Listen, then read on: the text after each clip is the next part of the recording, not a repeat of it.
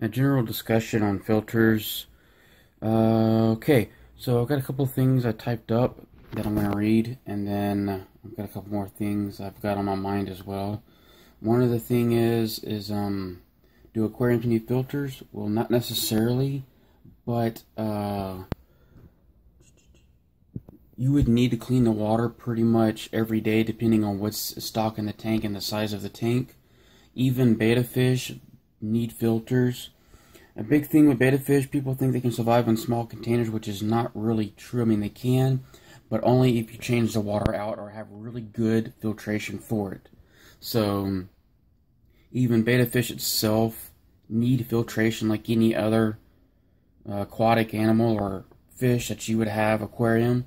You can put a filter on something, even as small as a 1-gallon tank, though it may be hard to get a proper cycle due to the size and the water changes that would need to be done to keep the water parameters down. Having a filter on a small tank will help aerate the water, allowing your fish to breathe. So an air bubbler doesn't put oxygen into the water. It's the water flow or the water moving through. Okay, how you have like a waterfall or the way a river flows, that's what causes the aeration in the water itself and puts the oxygen in there.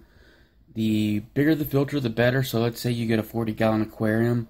A great filter rated for at least 80 gallons would be ideal. This will help, like I mentioned, help aerate the water, but it would help circulate the water to keep nutrients and stuff for your plants circulating, help remove any I'm trying to think of the word that I want to say, unwanted gases and chemicals and stuff inside the water. But not only that, the filters themselves will also help with that too. The biological filters with your filter media. You've got your charcoal, which is pretty good for ridding toxins that's in the water and fish diseases and stuff like that. They also help spread out the nutrients into the water. I believe I mentioned it, but what I mean by spreading out, instead of pouring, oh man, my mind's just kind of going blank on this, fertilizer into the water, and there not being any way to circulate it and allow the plants to fully get everything they need from the water, then, I mean, of course your plants wouldn't survive as well. I mean, you could survive them, but in short, the filter not only helps filter the actual aquarium with fish waste, unwanted gases, and things like that, it also helps the actual aquatic life. Let's see. So I mentioned about the charcoal. You have your actual media, which would be like K1 colonies and stuff like that, where the beneficial bacteria grows on. So the beneficial bacteria also grows on the walls of the filter, not just on the material, but also the actual filter lining and everything as well. When you clean them, you want to be careful. Only clean them when needed.